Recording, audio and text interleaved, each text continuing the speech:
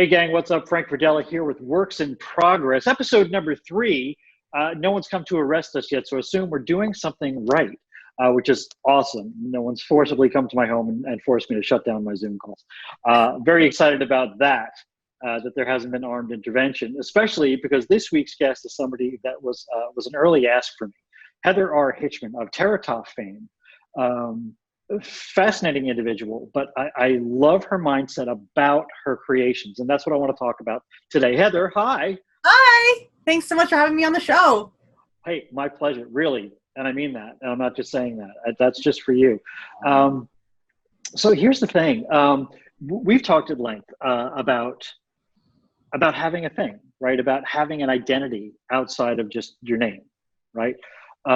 We've talked about your Terratoff. We talked about like Iris Compiet's Fairies of the Fault Line. We talked about Sam Hogg's Whaler Girls series and how the thing becomes its own thing, right? And how that gets some traction and stuff.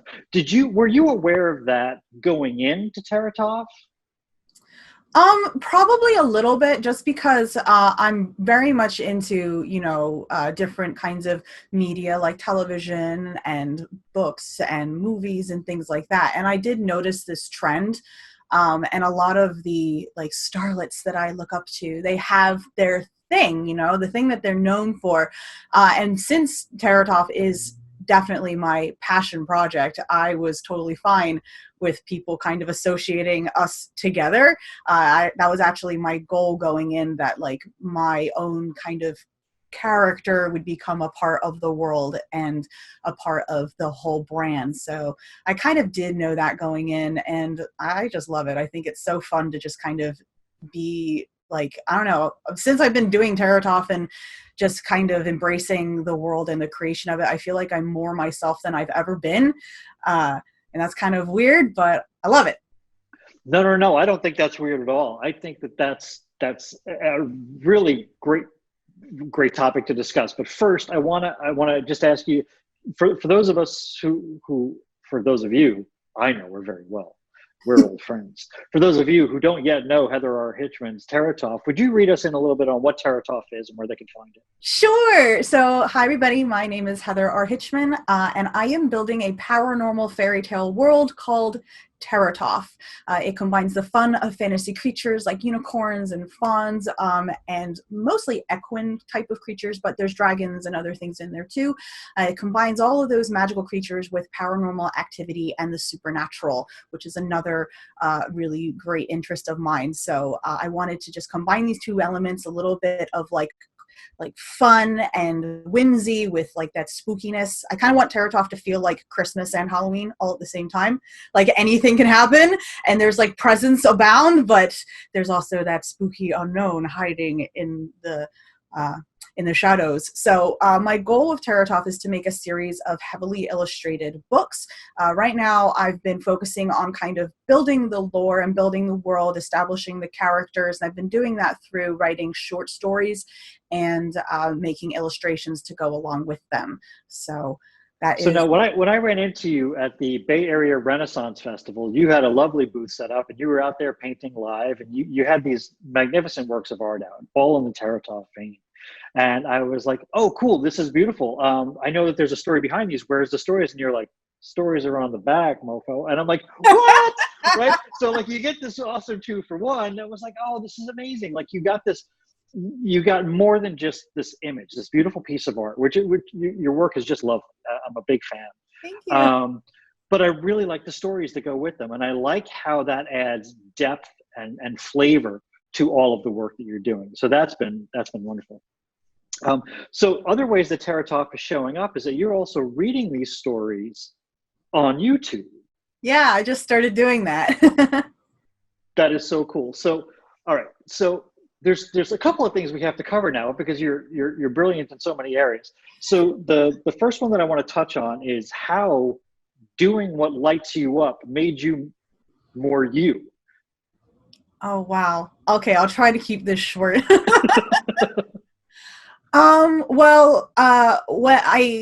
As an immigrant, and I know I don't sound like it, but I immigrated to this country when I was 9 from the UK, and I dealt with a lot of like bullying and like stuff like that as a kid. And Terratoff and my art became my escape. This has been an idea I've had since I was in middle school. And I just always wanted somewhere I felt like I belonged, because I didn't feel like I belonged in school. I felt like I didn't really like belong in like all the other activities and things I was involved in. And I just wanted to have a place that I could call my own. So after I kind of like finished school and got out on my own, moved out of the family dwelling and, you know, struck out on my own adventure, I felt like for the first time I could fully immerse myself in this world and just kind of dive on head in. And so I didn't have to, I wasn't, you know, you get to that certain age where you just don't care what people think about you anymore. And it's just like, yeah, my hair's green, screw you, I love it. If you don't like it, whatever, it's me. And that kind of attitude just applied to all the other kind of insecurities I had about just being this kind of like world building type person who was just really into their art and their world. So just kind of going through all of those things as a kid just kind of prepared me to fully embrace this world as an adult. And it's been amazing sharing it, because there's so many people out there that have reached out to me that have told me, you know, that Terratoff is like an escape for them, and they feel that it's somewhere that they can belong as well. And that just like really touches me, because I never thought that other people would feel that way about my work. So it's been very humbling in that way as well. Cool. So now, my purpose here, kind of, right? I'm an artist, but I'm an artist, right? Right now we're talking about your art and stuff, but why I'm here and why I do these interviews is because I'm a mindset coach. And so much of what you're saying is what I talk about, because your willingness to be yourself required a level of vulnerability where you had to be willing to be seen, right? Like, this is who I am. I'm showing up as me. And if you don't like that, but that meant subjecting yourself, or being willing to subject yourself to immense amounts of judgment, right? Because there was no filter anymore. There was no hiding behind a persona that other people expected you to be. Like, so much of your success now relied on you being willing to be vulnerable. And that vulnerability is an act of courage. Oh yeah. All of my deepest insecurities have turned out to be some of my greatest strengths when it comes to, you know, putting those feelings into my art and relating to other people that are looking at it. So you're totally right. So the whole this is where it's weird for I think a lot of men, the way we're raised is that we're told that courage is a virtue, but we're told not to ever be vulnerable because vulnerability is a weakness, right? But vulnerability requires courage, because there is no courage if there's no risk involved, right? So I mean, this could have gone badly. There are some people who are like, "Here's me," and people are like, "Oh, not like that." No, like we're like, "Ooh," it's like me when I was a kid, and they were like, "You gotta dance," and then I danced, and they're like, "Not like that. No, don't dance like that." So like this. Yes, that would have been good. Oh no. Yeah, so I'm always like a decade behind. Like in the 80s, I was still doing disco. And then in the 90s, I was getting jiggy with it. It was terrible, all in all. But I was just me the whole time. So, but so much of your strength now comes out of this space of having been willing to be seen and be vulnerable, and to be accepted for who you are because you were willing to be seen for who you are, right? And this becomes your strength. And that's at the core of Terratoff, right? So like the brand is built on you and that strength and courage. Yeah. And I'm like, that's why I want to talk about it, because I want people to understand it. Like, this can actually be one of your greatest assets, right? Like, if you're willing to just show up, right? To do your own thing, to put your art into the world, something that's uniquely you. There's a path that's going to lead to maybe far more success than you could have if you were just following current trends or trying to ape somebody else's style, or like, oh, this is in fashion right now, this is what I'll do. Right? Exactly.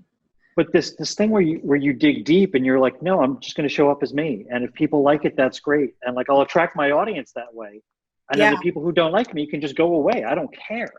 Yeah, I actually talked about this on Twitch a little bit a few days ago, but I have kind of changed my artistic focus over the years. Like before Terratoff was my brand, I was mostly a freelance artist. And so like the art that I was putting out there was my freelance art. And I was like, why isn't anyone commissioning me to draw cool things like unicorns? Because I wasn't posting any unicorns. So Right. I kind of made that decision, oh, if I want to draw unicorns and be known for drawing unicorns, I should probably draw a unicorn or two or a dragon or what have you. So I completely stopped posting all of my freelance work. I just made it a personal rule. And that was scary because that was like how I got jobs and that was how I got paid.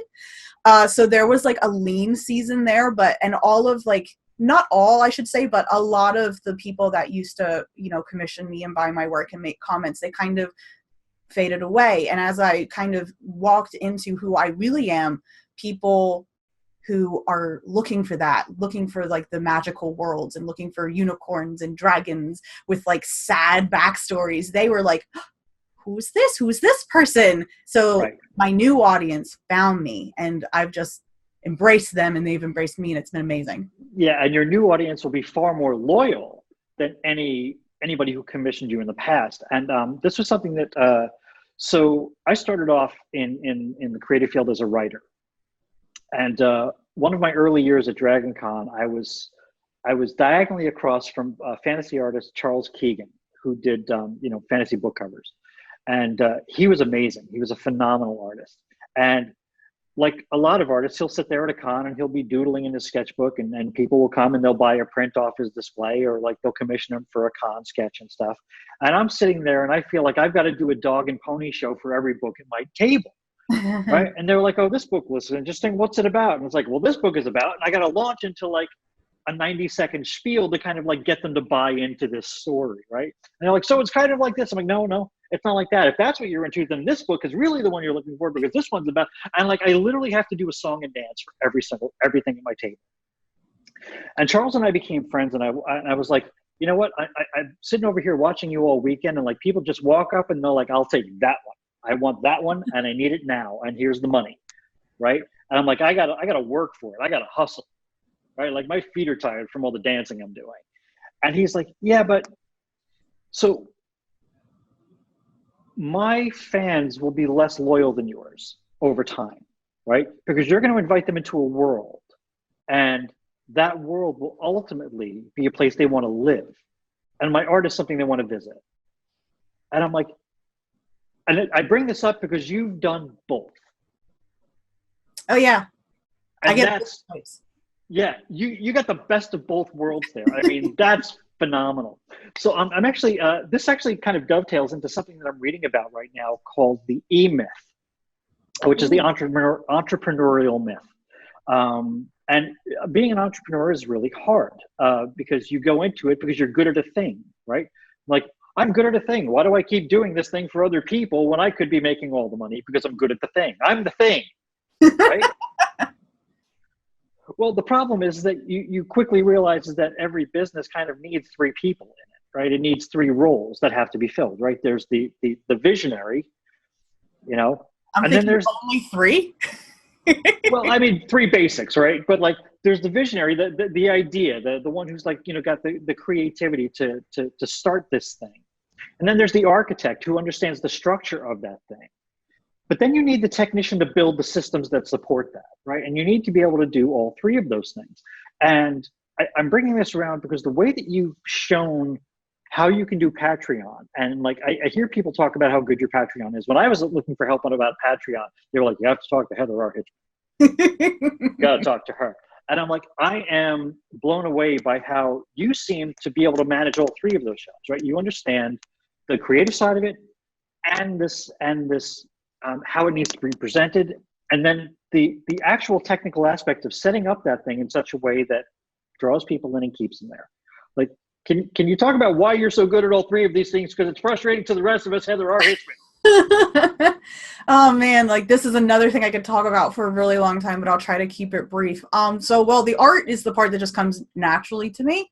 I've been making art since I can remember, and even before I could write, I would come up with little stories to go along with my artwork, and that's just stemmed from my love of storytelling and how stories bring people together. And, so that part is really natural to me. That was the part I didn't really have to work at so hard on an emotional level. I think it was more just kind of building my skills as I went and getting more in touch with who I am and what I want to say. When it comes to the structural part, and the dedication it takes and the persistence. I learned a lot of that through being part of the military family. My dad was in the Royal Air Force and my mom was in the Navy. And when we were living in the UK, we lived on military bases. So I was just kind of used to being very disciplined and very kind of persistent in my goals and things like that. I learned that at a really young age. And I'm really glad that, the military and my parents did instill that in me because it served me well through adulthood. I don't know. I just learned that that persistence is key. And I see so many artists start a journey and they're really passionate about it. And I know that, and they really do want to make it work. But at the beginning, it's hard. Like, I've been working on Terratoff since I was in middle school. I'm now in my 30s. It's been a long time. And only in the past couple of years have I been able to consistently sell my artwork. So, that's like 20 plus years of persistence. And I see artists try for a year or two and then they get frustrated and they just don't want to keep trying. And I just want to shake their shoulders and be like, just keep trying. Like, there's a difference between feeling in your heart, like, you know what, I thought I wanted to do this thing and I don't want to do it anymore. And that was a realization I had to have about animation because that was my first discipline professionally. And there's a difference between that and just letting the process of it beat you down. Persistence is key. And I've been reading, what's the book called? Think and Grow Rich. And there's a lot of chapters about persistence and how if you just hold on a little longer, that's when like the payoff will come. Also, the other part, like just kind of being more charismatic. I was really involved in theater as a young kid. And I was part of, let's just call them extracurricular activities that, many extracurricular activities where, I just kind of found myself in a leadership role because I was the extroverted one. And I had that military background where, I was all about getting things in order and, making sure everybody was taking care of their jobs. So all of those things kind of combined just created this perfect soup to make Patreon the place that I wanted to be, because I saw that I could utilize all of those skills while totally embracing my creative self. There's like this weird dichotomy within me where I'm like this like very creative, wild and free person, but also like, now Heather, we must do things this way because this is the proper way. And that is the way it has always been done. So we must do it this way. Yes, Heather, proper Heather, we will do it that way. So I don't know. Okay, so that's really cool. No, so the thing that I look at a lot is that like, I see people, be on these like 20-year journeys, right? Like, so I did this piece a little while ago of Pipsy Pinwheel, right? From who was at the Florida, the Bay Area Renaissance Festival. Oh, yeah. Met her, was immediately like captivated by her, like, oh my God, can I paint you? You're amazing, right? So I did this portrait of her. And for me, it happened really quick, right? Like, it was one of those things where I sat down and I did it almost in one sitting. And somebody asked me how long it took me to paint that. And I said 52 years, because that's how old I am, right? Like, literally, it took me 52 years to paint that thing in 2.5 hours, right? It was trial and error over time. But when I look at it, hindsight would have told me that there were some areas where I kept repeating the same failure loop over and over again, hoping that it would just change. Whereas, like, if I had just asked different questions, like, why is this failing? Who is doing this well, and what can they teach me about this, right? Like, if I changed my point of view about why I was failing, instead of just saying, well, I suck at this. Yeah. Saying you suck at this, like, literally ends all the possibilities for you getting better at it. Because you're not, like, right, I just suck at this. Like, that's just all there is to it. I'm never going to be good at that thing. Well, okay, but that's a choice now, right? That's not reality. That's simply like, and I find that so many people who have been doing things for so long, what happens is that at some point you realized, or you came to a new awareness that something could be different, something could change. There was a new way to do this. There was something else to try. And that's when success starts to happen. It's not by doing things that kept you failing for the 19 years. It's the stuff you started doing right in the last 2 years. Exactly. Right? It's not the 19 years of failure. It's the 2 years where you were like, well, how do I do this better? Yeah. Right? And so staying in the question of, well, how do I do this better? Who's doing this well? That's why I reached out to you, because like I had tried Patreon before and I sucked at it. Right? Like people showed up on my Patreon and they were like, you should pay me to even visit your page, buddy. You're not giving, I'm being mean, but that didn't happen. I was going to say, I will find that person. Don't you be mean to my friend. So, but understanding that, like, listen, somebody out there is doing this well. There's a skill set here that I don't have, right? So what is that skill set? How do I acquire it? And it doesn't necessarily mean that I have to acquire it. It can mean that this is something that I acknowledge that I don't want to spend time on. I don't want to get good at. I'd rather spend time on something else. So I either farm it out and just say that this is going to cost me X amount of dollars to do well. And then that's going to be part of my business, but it's now not something I have to do. Yeah.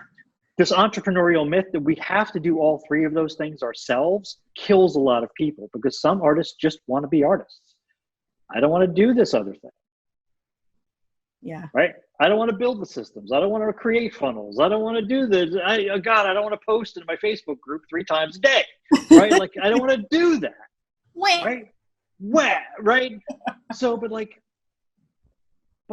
you look at some people, like I most of my art experience started off in the comic book industry. I ran a superhero magazine for a long time. And so most of the people that I know were related to comics. And like, if you look at like 2 different artists of the same tier, the one guy that I always kind of like ask everyone to look at is Alex Ross. Are you familiar with his art? I don't like really know much about comics at all. Okay, but cool. I still will listen to your story full Sure. heart. But Alex Ross does this kind of almost photorealistic superhero art, and it makes them look real, right? And you get to see what Superman would look like in the but idealized, right? Mm-hmm. Real but idealized. And so like you're watching Superman like lift something, but it looks like a human being doing it, but it's painted, right? He works in gouache. It's magnificent work. Now, is he intrinsically a better artist than 10 other guys at the top of their game in the comic industry? No, but he's positioned himself differently. He's positioned himself as a fine artist. And now, like, I don't even know if he attends cons anymore, if he just has people who do cons for him. Wow. Right? And it's simply because of the way he's positioned himself in the marketplace. And this is just smart marketing. Mm-hmm. Right? And so like his originals are going for $10,000, $20,000, $30,000. And like, you know, you got guys who are still doing commissions at a table. Like Alex Ross isn't doing commissions at a table. He's just not. Right? Yeah. So, and all of this is just a point of view. Like, how do I approach this? Because he started off as a fine artist, but he was a superhero nerd at heart. And he was like, how do I combine my passions here? And that was another example of somebody who was just authentic to who they were. Mm-hmm. I'm a fine artist, but I'm a superhero nerd. So I'm just going to do superheroes and fine art. That's so cool. Yeah, it is really cool. And I think that you're going to find that like everybody that we look up to and admire and like, you know, are the people who didn't sit down and shut up. They're the people who stood up and were willing to be seen, you know, who were willing to be weird, who were willing to be different, who were willing to be as strange as they came to be, like David Bowie and Prince, right? Like there's no reason in the world why Prince should have been successful. He's like 5'1". He has to shop for his clothes in like the boys department. Like he had some freaky ass music when he first came out. It's like, is this pop? Is it funk? Is it hip? I don't even know what this is. Right. But like but he was just like, I don't care. I'm showing up. I'm doing my thing, right? And then people loved him for the thing he did. If he had tried to homogenize himself and be like everybody else, we never would have known who Prince was. We never would have known who David Bowie was. Yeah. Mm-hmm. And we would never know who Heather R. Hitchman was. And that's just not okay with me. So my questions for you now is like understanding what, can you look back over the last 2 or 3 years and can you identify some of the things that you did differently that might help somebody who's watching right now to change the trajectory of their career? Oh, totally. I have some advice about that. So, Please lay it on me. as I mentioned earlier, my focus for years was just getting freelance work, and that was because my primary objective was to like keep food on the table, keep the lights on, and that do it the only way I knew how, which was making artwork. I was trying to make it into the animation and television industry for a while until I realized it was awful. And I just don't want to do this. So I went full throttle into freelance and just kind of got like a really narrow focus. And it ended up making me extremely depressed and frustrated with my art, because the whole time what I really wanted to do was make my own work. And I just could not figure out, what am I doing wrong? Why can't I just make my own work? And it was around that time, maybe like 4 years ago and 4 or 5 years ago, I started reaching out to other artists that were doing what I thought was impossible, things that I wanted to do. And I started befriending them online. And that was kind of the starting point of what opened all these doors for me, because up until that point, I was completely ignorant about how artists make a living. How do people start IPs? Like, I didn't even know the word, like what intellectual property was. Like, I didn't understand how any of those things worked until I started making friends with other artists online. And through them, they introduced me to a Facebook group called One Fantastic Week. I'm sure many of you have heard of it. I'm a moderator now in the Facebook group, and I've been on the show doing Friday tips for a while as well. So One Fantastic Week, for those of you who don't know, it's a weekly web show where they have an artist come on who's usually in the fantasy industry, and they ask them, how was your week? And they start talking about how the industry is working out for them.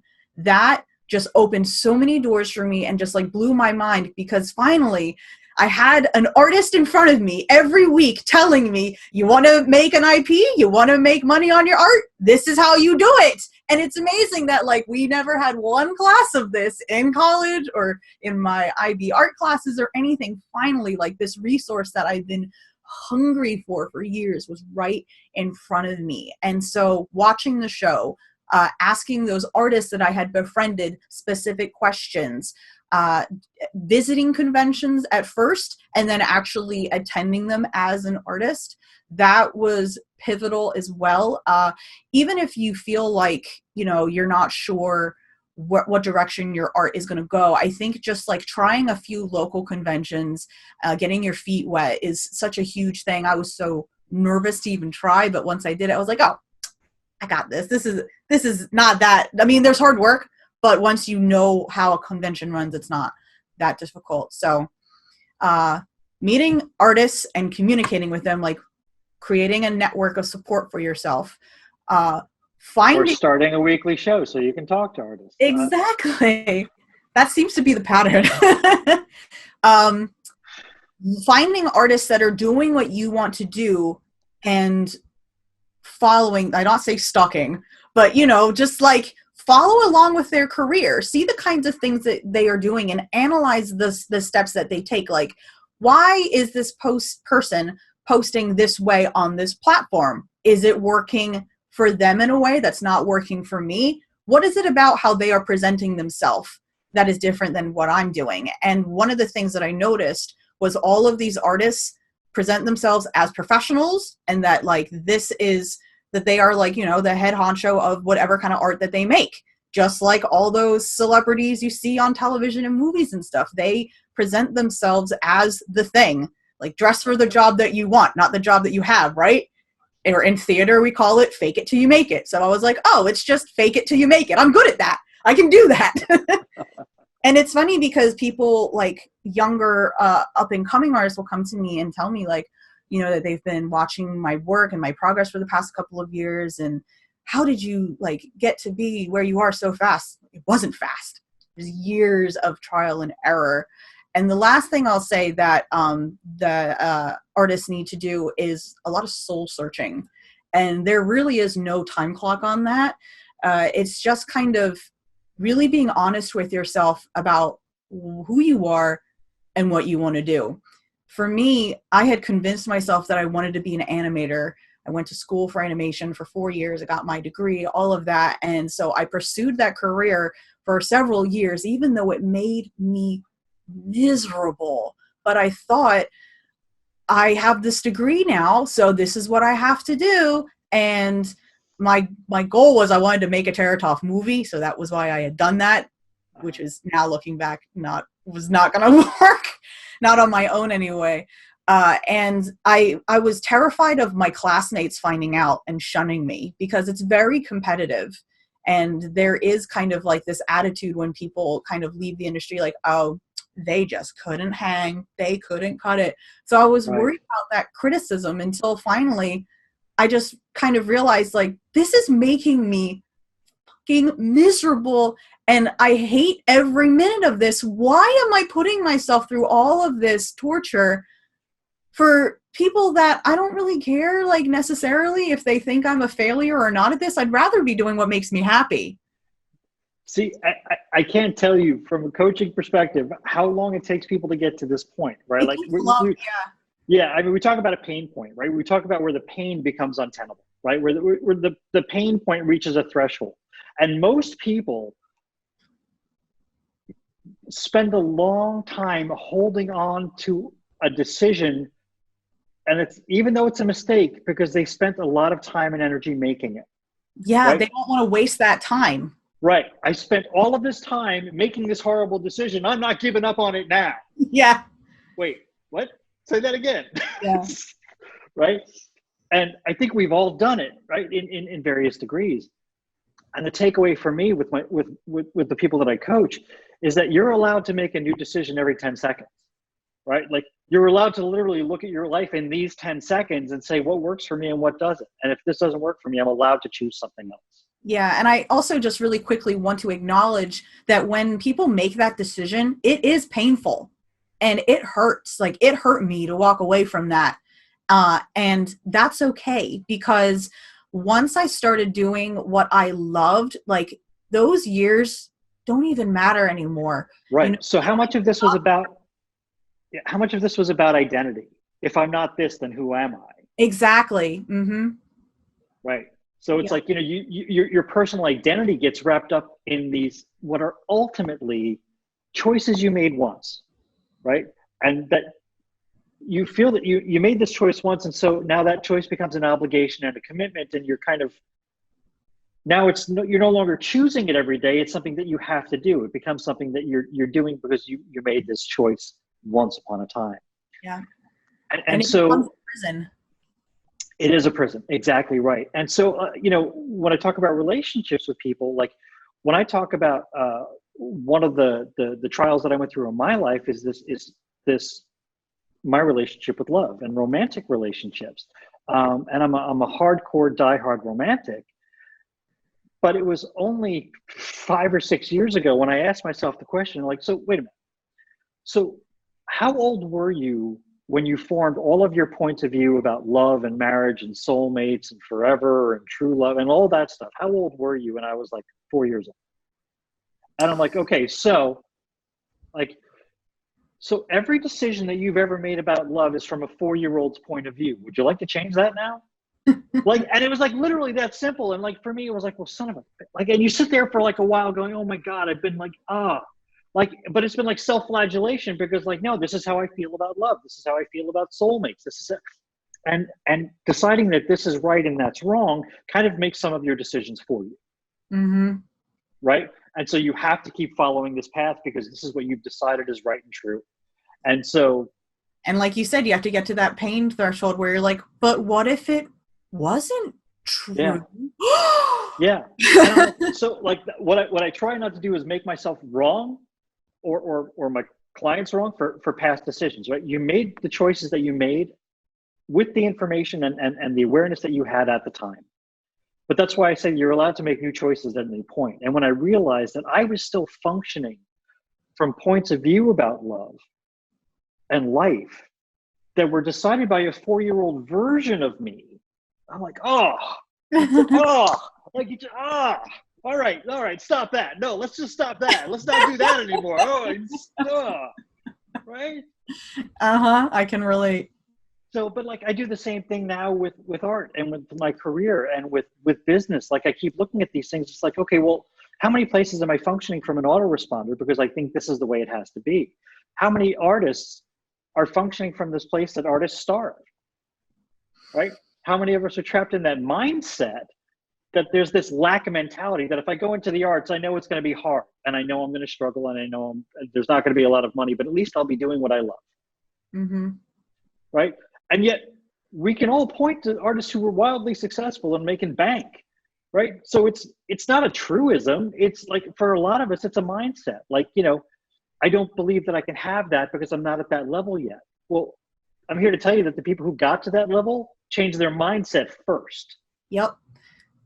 A lot of it is mental, mentally preparing yourself and mentally accepting the possibilities. So one of the things that I did from my very first con, before my assistants and I would go in, I would go, all right, guys, we're going to make so much money and we're going to have a great day and it's going to be amazing. And that just kind of like pumps everybody up and helps us make money. And the funny thing is that when I was reading Think and Grow Rich, that was one of the things he says is, visualize that you have this money already, that it's already there.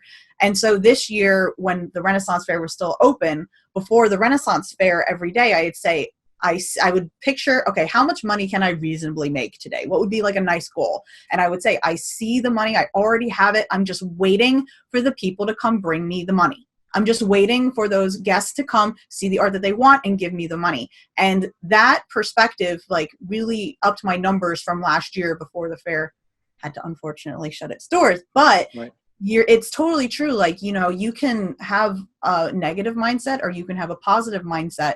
And while acknowledging like the reality that you're in may be negative, you may not have your bills paid right now. Trust me, I've been there. There have been nights where early on, Tad and I, my husband, we would make like a big pot of spaghetti and we would, all right, this is going to last us 5 days. I've been there. Wow. Yeah. But having like the attitude of like, no, I am a winner. I am going to succeed.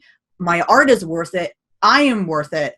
Really can just make all the difference. So now there's a part of energetic mastery going on here, right? So your mindset, because I get that sometimes when I talk about this kind of thing, like it can seem kind of woo-wooish, like you can't just think and grow rich. Like it doesn't work that way. Like, well, hang on, let me draw you a line here because this is actually how it works. When you change your mindset, right? If I go into my day thinking today is going to suck, my energy sucks. Being around me is no fun, right? Because I've already decided everything is going to suck. Nothing's going to go my way, right? Like I've already defeated myself, right? And everybody that I interact to, I don't care if you don't think that you're psychic or empathic. If you walk into a room where somebody was just told that their dog died, the energy of that room, you get it. Yeah. Right? You get that right away. So don't tell me you don't speak energy, right? So if your energy, when you're at your table at a show, is that, oh, everybody here is so much better than me, I'm not going to make any money this weekend. Well, that's a self-fulfilling prophecy because you're like literally your attitude, your body language, your micro expressions, all of that stuff is contributing to your failure. Yep. That's why I always have an assistant. That was when you started your day with this attitude that like the money's already here, I'm already having a great day. Yep. Already your energy level's up here, right? And like that's who I want to spend time with. I want to hang out at your booth because you're just awesome to be around. Oh, thank you. Yeah, but I mean, like that's true for anybody. Like your mindset going into anything is going to determine the quality of the work that you produce and how well that work sells and how you present yourself online. If like you're always whining and complaining, that's going to influence your, how your tribe around you responds to you. Mm-hmm. So that's such a great lesson. Thank you. And you know what? Seriously, you've been just amazing. And like all of I wish we had 3 hours. I would do a deep dive on Heather. Oh, I know. Yeah. Can I just say one thing to that point and then we can close? Yeah. So if anybody is struggling with that, I highly suggest taking theater classes or playing a lot of Whose Line Is It Anyway? There are times at my booth where I'm not having a good day and something has happened and I'm pissed.